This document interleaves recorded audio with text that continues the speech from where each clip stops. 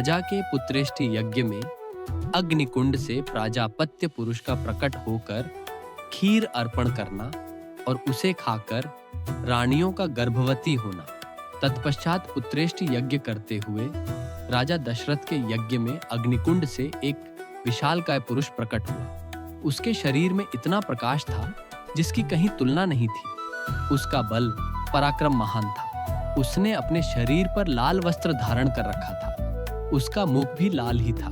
उसकी वाणी से दुंदुभि के समान गंभीर ध्वनि प्रकट होती थी। उसके रोम, दाढ़ी, मूंछ और बड़े बड़े केश चिकने और सिंह के समान थे। वह शुभ लक्षणों से संपन्न, दिव्य आभूषणों से विभूषित, शैल शिखर के समान ऊंचा तथा गर्वीले सिंह के समान चलने वाला था। उसकी आकृति सूर्य के समान तेजोमयी थी। वह प्रज्वलित अग्नि की लपटों के समान देदीप्यमान हो रहा था।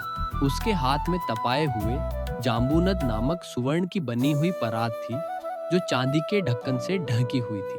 वह परात बहुत बड़ी थी और दिव्य खीर से भरी हुई थी।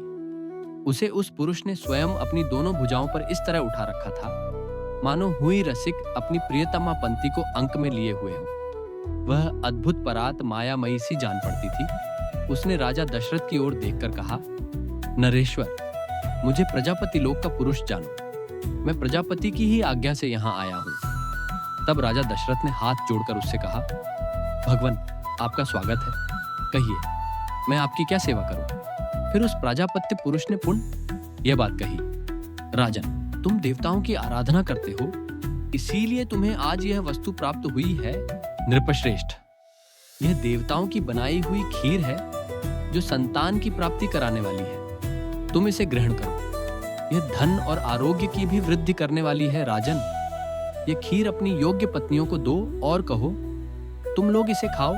ऐसा करने पर उनके गर्भ से आपको अनेक पुत्रों की प्राप्ति होगी, जिनके लिए तुम यह यज्ञ कर रहे हो। राजा ने प्रसन्नता पूर्वक बहुत अच्छा कहकर उस दिव्य पुरुष की दी हुई देवान्न से परिपूर्ण सोने की थाली को लेकर उसे अपने मस्तक पर धारण किया। फिर उस अद्भुत एवं प्रिय दर्शन पुरुष को प्रणाम करके बड़े आनंद के साथ उसकी परिक्रमा की। इस प्रकार देवताओं की बनाई हुई उस खीर को पाकर राजा दशरथ बहुत प्रसन्न हुए, मानो निर्धन को धन मिल गया हो। इसके बाद वह परम तेजस्वी अद्भुत पुरुष अपना वह काम पूरा करके वहीं अंतर्धान हो गया। उस समय राजा के अंत पुर की स्त्रियां हर्षोल्लास से बढ़ी हुई कांतिमयी किरणों से प्रकाशित हो ठीक उसी तरह शोभा पाने लगी जैसे शरत काल के नए नाभिराम चंद्रमा की रम्य रश्मियों से उद्भासित होने वाला आकाश सुशोभित होता है। राजा दशरथ वह खीर लेकर अंतःपुर में गए और कौसल्या से बोले, देवी, यह अपने लिए पुत्र की प्राप्ति कराने वाली खीर ग्रहण करो। ऐसा कहकर नरेश ने उस समय उस खीर का आधा भाग महारानी कौसल्या को दे दिया। फिर बचे हुए आधे का आधा भाग रानी सुमित्रा को अर्पण किया।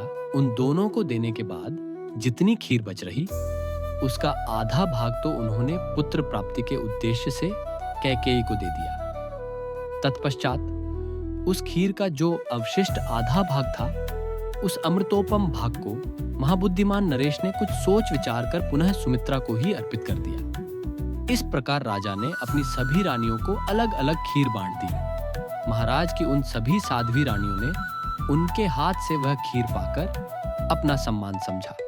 उनके चित्त में अत्यंत हर्षोल्लास छा गया।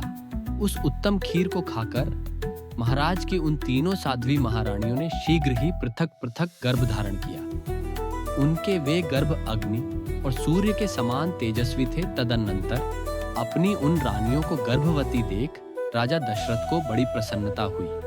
उन्होंने मेरा मनोरथ सफल हो गया। जैसे स्वर्ग में इंद्र, सिद्ध तथा ऋषियों से पूजित हो श्री हरि प्रसन्न होते हैं, उसी प्रकार भूतल में देवेंद्र, सिद्ध तथा महर्षियों से सम्मानित हो राजा दशरथ संतुष्ट हुए थे।